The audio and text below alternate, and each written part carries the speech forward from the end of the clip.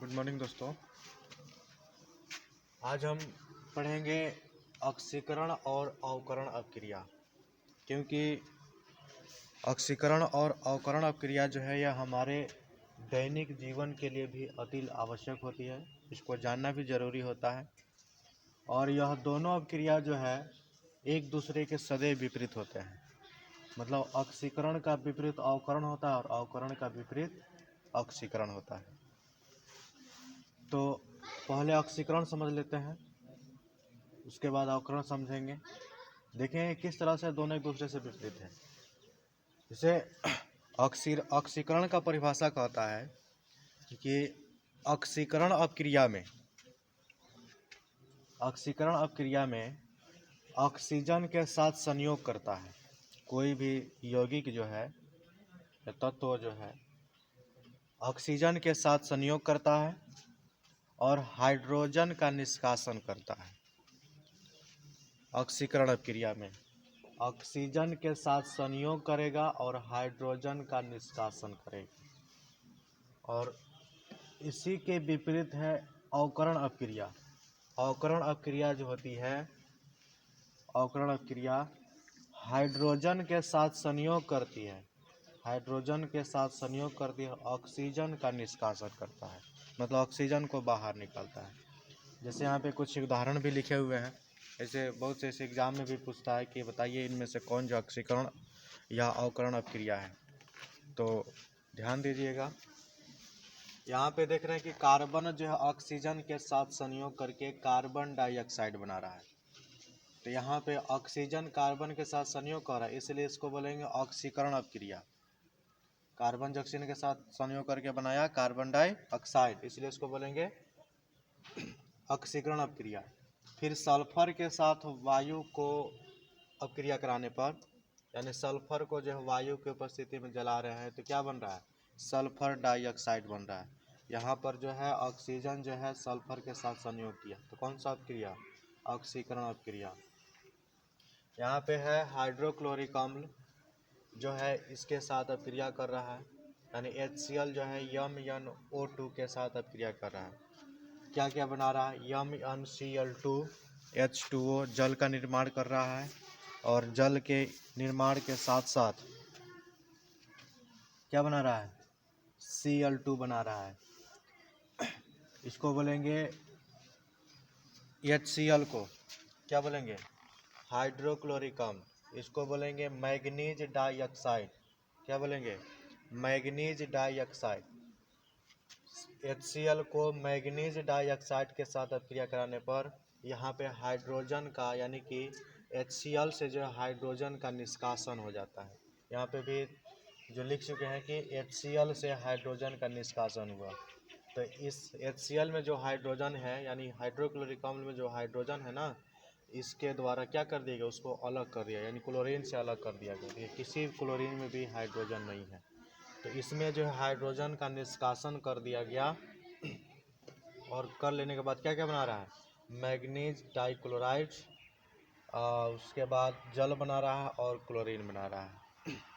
तो यहाँ से लेकर के यहाँ तक, यानी परिभाषा जो कह रहे हैं ऑक्सीकरण का, कि जो ऑक्सीजन के साथ संयोग करता है और हाइड्रोजन का निष्कासन करता है उसे ऑक्सीकरण अपक्रिया कहते हैं।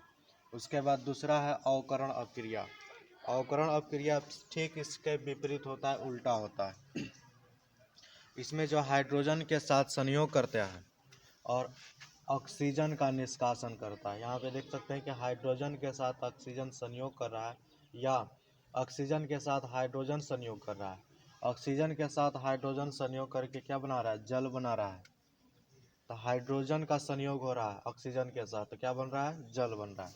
यहाँ पे फिर हाइड्रोजन का संयोग हो रहा है क्लोरीन के साथ, तो हाइड्रोजन जो है क्लोरीन के साथ संयोग कर रहा है, इसलिए यहाँ बना रहा है HCl। कौन सा अपक्रिया, अवकरण अपक्रिया, क्योंकि हाइड्रोजन जो है किसी यौगिक के साथ संयोग करता है तो अवकरण अपक्रिया कहलाता है। यहाँ पे देखते हैं C कॉपर ऑक्साइड को जो है, कॉपर ऑक्साइड जो है यहाँ पे हाइड्रोजन के साथ संयोग कर रहा है, जिसमें जो है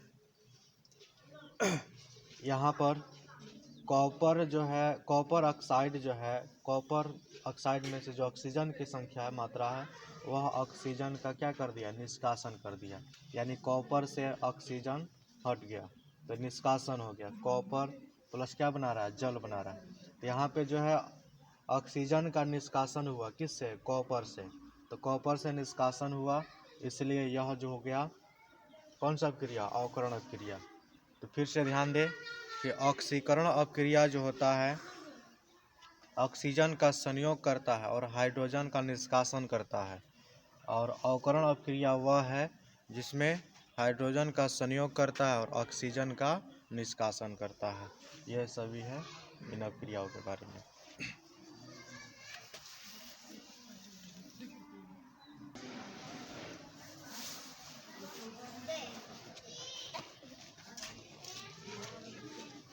अब देखेंगे दैनिक जीवन में प्रभाव। ऑक्सीकरण और अवकरण अपक्रिया के दैनिक जीवन में प्रभाव। इसका दैनिक जीवन में क्या क्या प्रभाव है। जैसे कह रहा है कि भोजन का पाचन, भोजन का जब पाचन होता है, जैसे हम भोजन ग्रहण करते हैं, तो भोजन ग्रहण करने के बाद हम श्वसन की क्रिया जब लेते हैं, तो वह श्वसन के द्वारा जब ऑक्सीजन को ग्रहण किया जाता है, तो वह ऑक्सीजन जो है भोजन से जा कर के ऑक्सीकृत होता है। भोजन के द्वारा ऑक्सीजन जाकर क्या करता है, ऑक्सीकृत करता है। इसलिए भोजन को पचाने में ऑक्सीजन मदद करता है। भोजन को पचाने में ऑक्सीजन क्या करता है, मदद करता है। तो इसमें ऑक्सीजन का संयोग हुआ, किसका संयोग हुआ, ऑक्सीजन का। तो भोजन का पाचन कौन सा क्रिया कहलाएगा, ऑक्सीकरण अपक्रिया। कौन सा क्रिया कहलाएगा, ऑक्सीकरण। यानी भोजन का जब पाचन होता है जिसमें ऑक्सीजन के साथ संयोग होता है, इसको क्या बोलते हैं, ऑक्सीकरण अपक्रिया। दूसरा है भोजन का दुर्गंधित होना। भोजन का दुर्गंधित जो इसमें ऑक्सीजन के कारण ही होता है, तो इसमें भी ऑक्सीजन संयोग करता है। जब भोजन का दुर्गंधित होता है तो क्या करता है, ऑक्सीजन संयोग करता है। इसलिए ऑक्सीजन जब संयोग कर रहा है तो कौन सा क्रिया कहलाएगा, ऑक्सीकरण अपक्रिया कहलाएगा। क्योंकि इसमें भी भोजन जो ऑक्सीजन के साथ संयोग करके वह खराब हो जाता है, दुर्गंधित हो जाता है, इसलिए बनाता है ऑक्सीकरण अपक्रिया। उसके बाद है श्वसन की क्रिया। तो श्वसन की क्रिया में ऑक्सीजन का संयोग होता है। ऑक्सीजन के संयोग होने के बाद कार्बन डाइऑक्साइड जो है पुनः बाहर निकलता है। तो श्वसन की क्रिया में भी ऑक्सीजन का संयोग होकर के कार्बन डाइऑक्साइड बाहर निकलता है। तो इस सब क्रिया में भी ऑक्सीजन का संयोग हो रहा है, इसलिए इसको भी बोलेंगे ऑक्सीकरण अपक्रिया।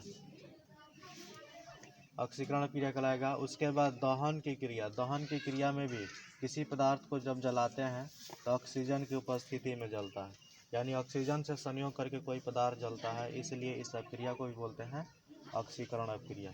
क्योंकि ऑक्सीकरण का परिभाषा क्या है, ऑक्सीकरण का परिभाषा जो कहता है कि कोई यौगिक या कोई तत्व में जब ऑक्सीजन का संयोग होता है तो ऑक्सीकरण अपक्रिया कहलाता है। इन सभी क्रियाओं में देख सकते हैं कि ऑक्सीजन का संयोग हो रहा है, इसलिए सभी क्रिया क्या है, ऑक्सीकरण अपक्रिया है।